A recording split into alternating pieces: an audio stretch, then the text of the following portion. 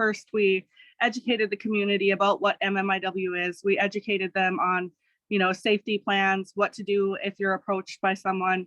And at one point, we were actually interviewed by the Minnesota Department of Transportation for a video. It was an anti-sex trafficking video, which is now shown to Enbridge workers, Precision Pipeline, Michaels, which is also a pipeline company. And within this video, there are many of us Indigenous people who are speaking about the MMIW epidemic. And this was actually pretty humorous because the first time I took to the front line, I just kind of stormed up and I started asking questions if they had finished their training on MMIW and sex trafficking to be working the field. And they believed it was a drill. They believed I was an employee. And those who didn't complete the course actually went back to their trucks. And when they were like, oh, hang on, this is a protester. And it was really humorous. But the sex trafficking along the pipelines is so severe that they do have specialized courses that Enbridge workers had to complete in order to be working for Line 3, because they're building through mostly Indigenous territories. And that was terrifying. The fact that this corporation recognizes that, hey, we're causing an issue here, but aren't actually doing anything to address it is terrifying.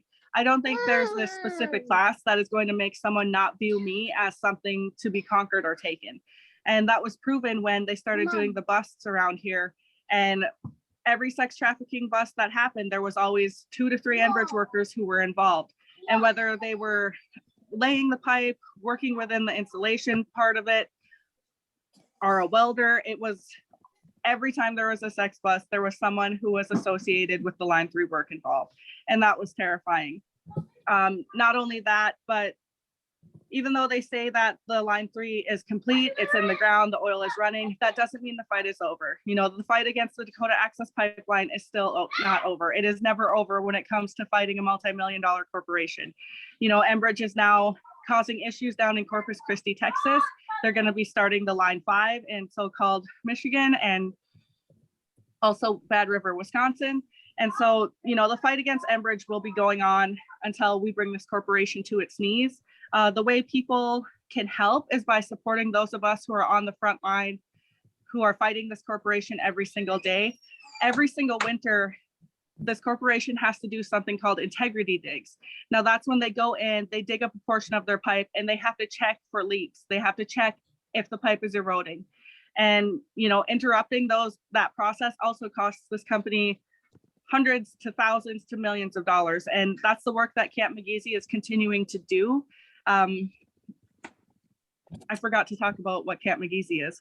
So in 2016, when I heard that Line 3 was going to be rebuilt through a new route, I put together a group called Gitchigumi Scouts. And we were a group dedicated to supporting and preventing missing, murdered Indigenous women. And that evolved into actually physically stopping the work of the Line 3 pipeline being built. And so we ended up buying a 10-acre portion of land, and we put together, our own little beautiful community out there in the woods. We carried our own water. We heated our yurts and our teepees with wood fire, and it was an absolutely beautiful community to be a part of. We're still here today. We're still in the woods. We're still utilizing firewood and decolonizing step by step and learning how to live in the ways our ancestors did. And we're still, storming these easements for all the elders who are unable to. We're still interrupting their meetings and their legislation.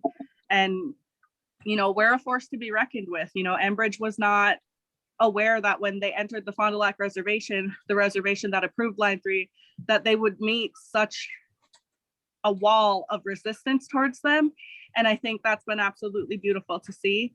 And, the story of Camp McGeezy, it's not really about me. I've been sharing my story for almost 5 years now, and it kind of gets tiring to continue sharing the story. But Camp McGeezy is more about, the English teacher who flew all the way across the state to just cook in the woods for a week. It's about an elderly mother who flew 3 states over, with her young daughter so that her daughter could see what it's like to live within these communities. It's about, you know, the bus driver who drove his bus that he renovated into a tiny home all the way to the front line so that he could help cook for a resistance camp. It's about all these people who have realized that this fight is worth it and have made all these sacrifices to join this community. And that's what really makes up Camp McGeezy, is the fact that we all come from different backgrounds, whether we're Indigenous or not. We recognize that, you know, the land that we're on is important to us. You know, when I put out my tobacco in the morning and I pray and I reach down and I touch the ground and I speak to my ancestors, I recognize that my non-Indigenous allies, you know, their ancestors are here too. And it's not about our roots or our lack thereof. It's about building those connections with each other, with the world around us, and with the water that connects us, and fighting to protect that for our future and our children and their children. And, you know, we're still out there doing this work. We're still an open encampment where people are, you know, invited and able to come visit. And, you know, if you want to be involved with an action, we're still doing actions. It's an everyday thing, you know, fighting a corporation that's bent on the further harm of our planet and, you know, the genocide of Indigenous people.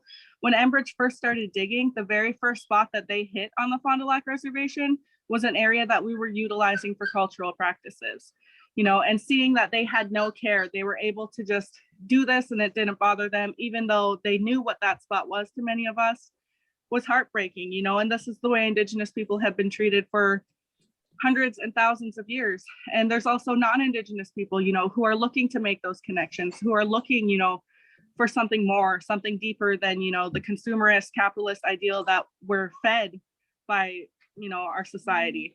And I think the importance of the Line 3 fight isn't just about becoming an activist or wanting to change the world or wanting to fight this corporation. It's about learning to live alongside one another, respecting one another, and a better way forward. You know, we can sit here and preach, you know, a Green New Deal day in, day out, but that also can cause harm to Indigenous people. You know, we need to start working on what it means to share space, what it means to support one another moving forward, and overall, what it means to be a good steward of this land. You know, what are we doing in our everyday life that is ensuring the viability of ourselves, the planet, the overall movement, and each other? Because the movement isn't about, you know, the people who sit on platforms and call themselves leaders. It's about each and every single one of us.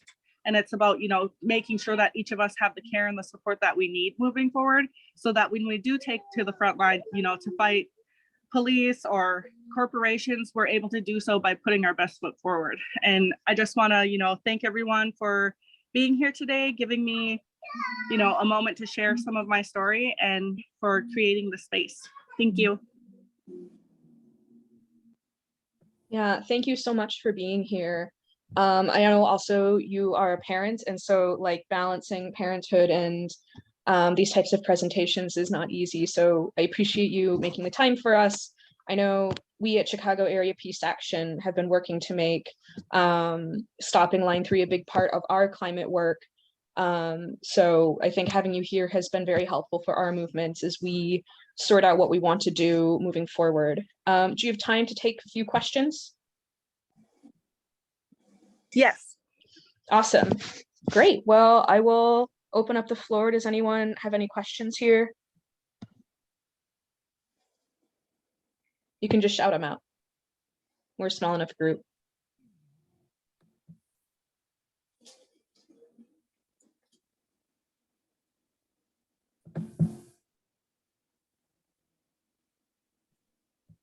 I can actually start with a question, because this is, I think, very relevant to Kappa's strategy. I know, you know, one thing you're very well known for in the movement is you were offered a reward for someone 30 under 30 for Climate Week, and you rejected the award because some of the main sponsors of the award were Wells Fargo and Bank of America, who are, of course, like the top part of the top 5 institutions financing fossil fuel projects. And I know Chicago, a lot of our movement has been based around divesting from and boycotting banks. And so I'm wondering, you know, for the movement in general, what do you think of, do you find that strategy helpful to you? Do you have any advice or any thoughts for folks taking the advice of like protesting in front of Wells Fargo once every or 2 times a month? Yes. So one of the biggest ways to stop these corporations is, you know, I can put myself in front of an excavator all day long, but at the end of the day, there's how many excavators and how many workers working to build this pipeline. If we can hit them where it really hurts, which is their wallet and their funders, then we can, you know, bankrupt this corporation. We can stop these projects from being built. We can stop them from continuing. And, you know, Bank of America and Wells Fargo have been extremely harmful in the fact that, you know, they support these types of projects, even after being educated on how they're harming, you know, Indigenous people, how they're harming, you know, communities of color, how they're harming low-income communities. You know, the issue with taking that award just didn't sit right with my morals. You know, I know that it was a really good opportunity to, you know, be able to build upon my platform and get my name further out there. But at the end of the day, you know, I don't really care if I'm well known or well liked.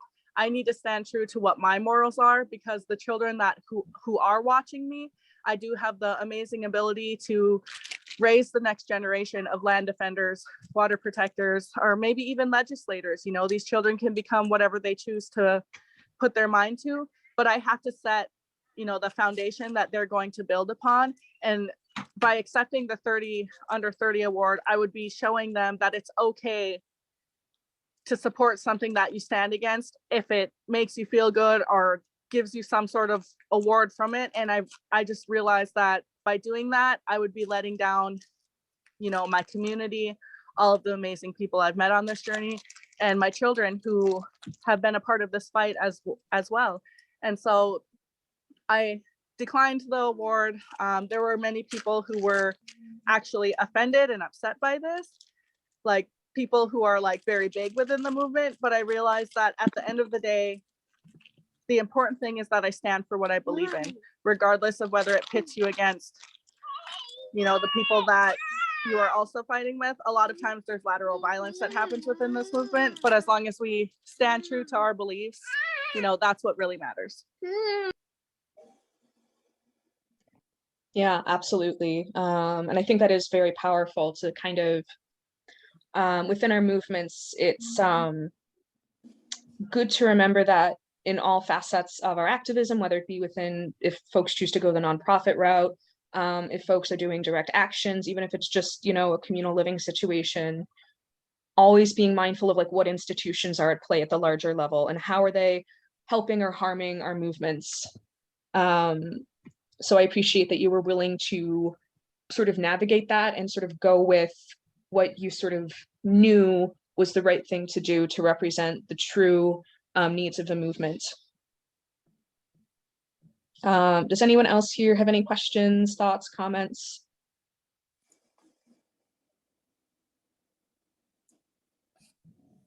I have a question for Taysha about the integrity digs. I think that's a really interesting, point of pressure to apply to Enbridge, even though the line is in the ground. And wondering if you can talk more about those, if there's a certain month that they take place in, if they're, if you're planning like maybe a call to action to come to Camp McGeezy for the integrity digs.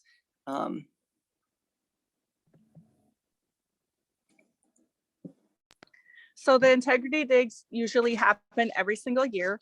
On the Fond du Lac Reservation, there are 5 pipelines, 5 Enbridge-owned pipelines, all within the same corridor that navigate through the reservation.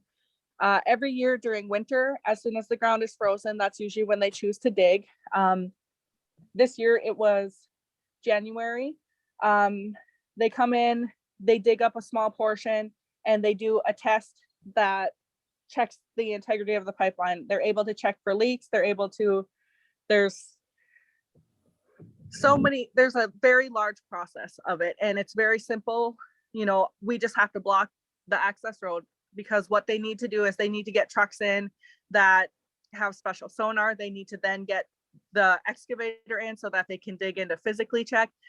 just by blocking the roadways, just by blocking the railroads, just by blocking access to the pipeline, we're able to put their work off for days at a time before arrest is imminent. And then we move on to the second phase where, okay, they've gotten in, there's been people arrested, maybe no one's able to risk arrest, but they're in there, they're digging up the pipe. And then it gets to the point where there is usually an activist willing to enter the scene and sit on the pipe. And this puts us in a lot of danger. We don't ask anyone to do it unless they've done some specialized trench diving trainings, because there is a possibility of, this trench that has been opened, it's very loose soil, it could collapse. There is the risk of that happening. And so we do some pretty intense trainings on what happens if this, how do we do this safely? How do we ensure the safety of our comrade who is climbing into the earth right now? And a lot of that has to do with support, making sure someone is there with eyes on the person within the trench, the person, making and that's why a lot of, direct actions are live streamed, so that there are many witnesses in case something is to happen, in case this person is to be harmed by police, by workers, by the situation at hand. And there are also, many events where we don't live stream, because who wants their own live stream to be subpoenaed at court, So there's a lot of different tactics that go into play, especially with the integrity digs, because we know time in, time out, this is an every year thing. We do use, there's always an open call to action for people to come join Camp McGeezy, whether it be, you want to come spend a week with us to learn what we learn. We're always doing, some cultural trainings, some cultural events. We're also doing, violence prevention training. We have so many different things that go on at Camp McGeezy. There's classes that are held, very often. There's a lot of medic training that happens as well for people who want to become a frontline medic. And, these are just the things that people at McGeezy hold this knowledge. And when people travel here or stop in or spend a week or so, we're more than happy to share that knowledge, so that wherever you go from here, you're able to bring that knowledge with you. I think, the movement overall needs to be willing to help support and teach one another, so that each of us can be better wherever we move forward to.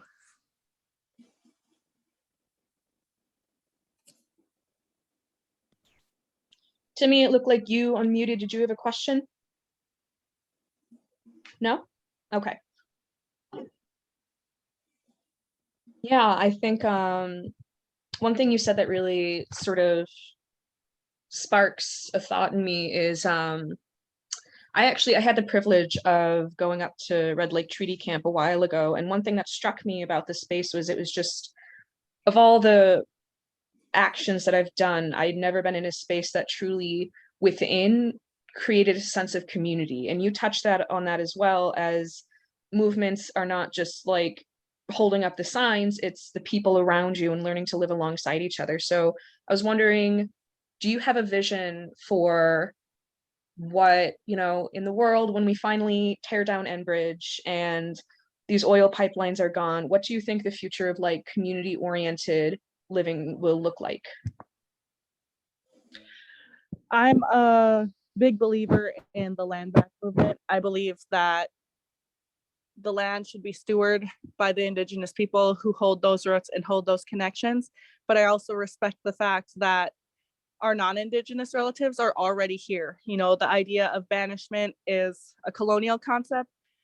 All of us learning to live alongside one another, following Indigenous leadership, following that knowledge that my grandmothers held and their grandmothers before them, and recognizing that it's not about land ownership, it's about our connections to this land. It's about our rights to ceremony, our rights to stewardship, our rights to ensure a safe and viable future for the next generation. Those are things that we had before colonialism and capitalism came into play. And that's a world that I would like to see put back. I would like to see Indigenous women sitting in places where conversations are being held. And I would like, people to recognize that leadership isn't about one person standing at the top. It's about all of us together moving forward. There's more than enough room for everyone to be seated at the table. I believe in, autonomous communities where we self-govern and we have the right to, put together you know, food sharing, our own community gardens, you know, as like communities that work alongside one another is how I see the world moving forward, is by taking a step back, decolonizing, and recognizing the importance of that tree is as important as I am. You know, the value of everyone and everything doesn't have to do with money. And I think when we realize that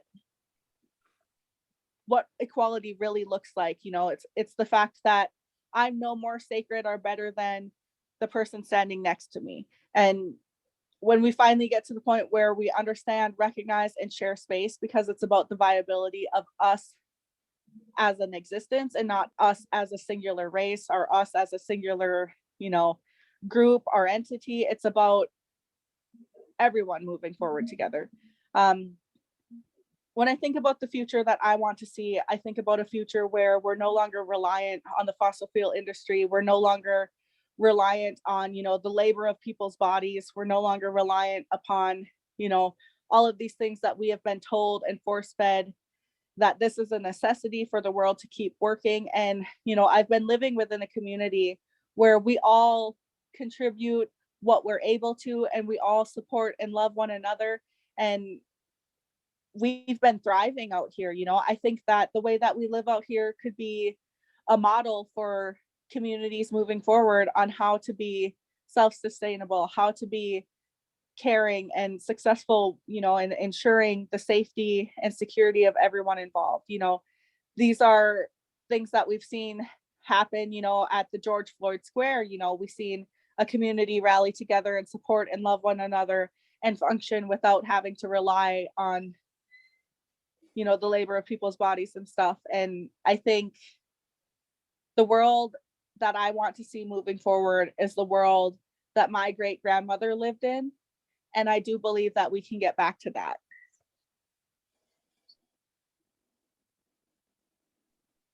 Thank you. Can I say something? Taysha, what are you going to do with the rest of us who live in cities? Not, you know, I fully support what you're saying, but what's going to happen? I mean, how can this be achieved? So I believe, you know, people are going to make the choice on how they choose to live, and whether that be, you know, in the woods like many of us want to, or in cities, you know, ensuring that there are no power dynamics that are, you know, the way you're living, making it sustainable in a way that, you know, you don't feel the need to have to pay to have your lights on, pay to have your water. You know, these things are all things that people should have access to regardless of income or ability. You know, I believe that the world that we live in right now is sustainable. You know, we do have the ability to live for hundreds and thousands of years, and our grandchildren being happy and healthy and moving forward with the way that we're commoditizing everything and putting a price on everything. I think that's what's harming us as people. Yeah. Well, it's going to take a big change. I agree. But I'm glad these movements are. I was in an interesting conversation with someone yesterday about kind of like, and it was actually, we had an interesting speaker yesterday talking about the kind of liberal strategy of like everything's the Republicans' fault, but also everything's hopeless when it comes to things like climate and Indigenous sovereignty. You know, they'll play the card out. I mean, again, obviously conservatives have done some terrible things, but when it's like, okay, you believe in climate change, what needs to happen to make these things change? But again, they know that the things that need to happen will get in the way of their power structures. You know, the very corporations who fund their campaigns would not be happy if they were to be like, well, actually, this company needs to no longer exist. We need to stop relying on fossil fuels. So I'm glad that you kind of have this good structure of like psychologically getting yourself into a place outside of this liberal hopelessness of like everything's bad. And so I think it's good to have that those points you made. no longer reliant on fossil fuels. You don't have to pay for your water and light. It's very important to get into the mindset of like, nope, that's achievable. You know, obviously things are not looking good climate wise, but if we just fall into this hopeless idea, if we don't think of communities as like a thing that exists that we can create, that is not a good thing. Sorry, I'm not very eloquent today, but does anyone else have any questions, any thoughts or anything?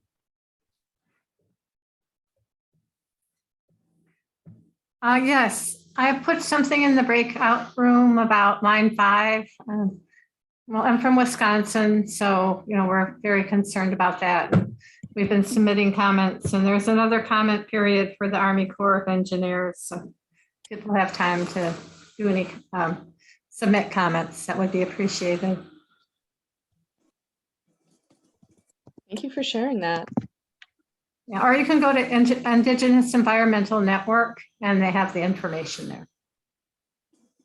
Yeah, that actually leads to another good question. You know, Pam, you mentioned line 5, which we didn't talk about as much today. Do you want to touch a little bit on line 5 as well? I don't know, Taysha, how involved you are with that, or if you know what's going on, or I'm just curious if you have any thoughts on that as well. Sure. So we're doing an action here across of Wisconsin. There's 20 communities involved, and it's called March 4th to Earth Day. And every Friday, just like the days that Greta Thunberg did her climate strike, we go out and protest and hold our flags and our Earth flags and our signs. Keep the oil in the soil, keep the coal in the hole. System change, not climate change.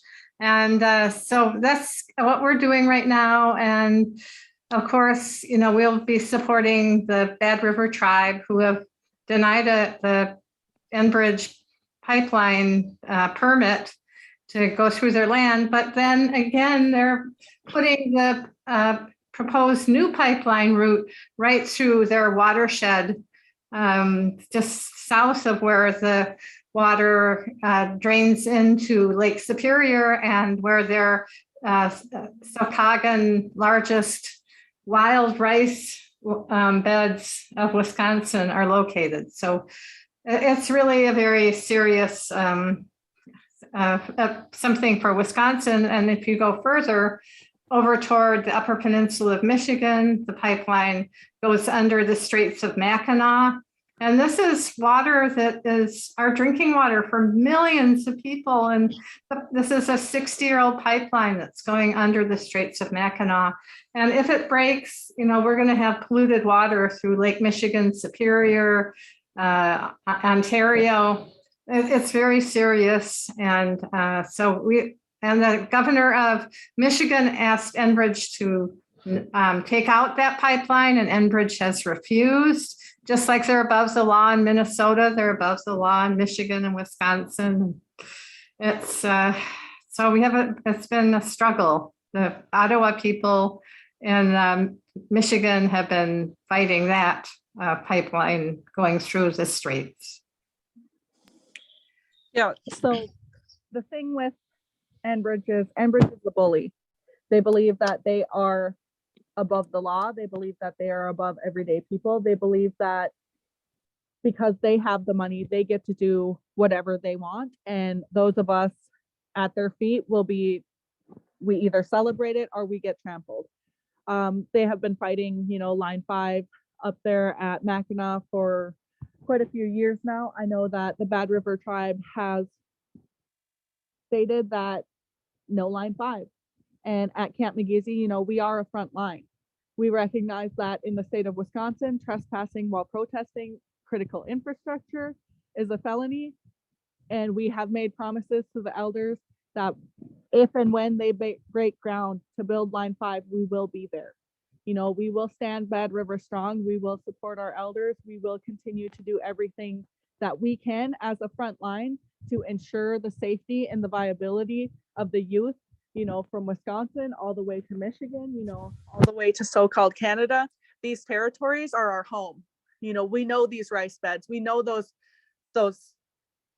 you know, that the water here on my reservation, I recognize is the very same water that is sitting up there with those elders while they're in prayer and they're in ceremony. And I'm going to fight to ensure that my elders can continue fishing, can continue gathering wild rice, can continue doing their ceremonies in a way that the corporation is not causing harm to them. You know, I will fight for that future. I will fight so that my Nokomis can go out and gather wild rice with my grandson someday. You know, that's the future that I want. I want my children to be able to get in a canoe and go out there and gather the rice, because this rice is who we are as Indigenous people. It is the reason we traveled here. It is the reason we've been able to sustain ourselves. It is the reason that we are still here.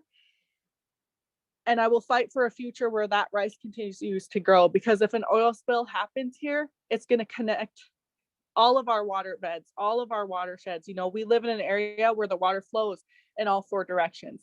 You know, the water here in this region is extremely sacred to us. You know, this is our life force. This is why we were able to live the ways that we have within these regions. And we are more than happy to put ourselves on the front line and ensure that the elders of Bad River and the people of Wisconsin are able to enjoy, you know, these pristine waters for generations to come. Well, thank you so much for being here with us again today. We got about 43 seconds. I'm very grateful. I myself am Palestinian, and I think, you know, the more I learn about the Line 3 movement, the more I feel inspired for like working towards the liberation and sort of the ways we should be supporting your movement as well. So I'm going to be keeping that in mind with my Palestine work. But just in general, we really appreciate you taking the time to be here with us today. You know, you are obviously such an essential voice in the Stop Line 3 movement. And so I hope we have the chance to work together in the future. But in general, I just hope you have a great rest of your weekend. Thank you, Liz.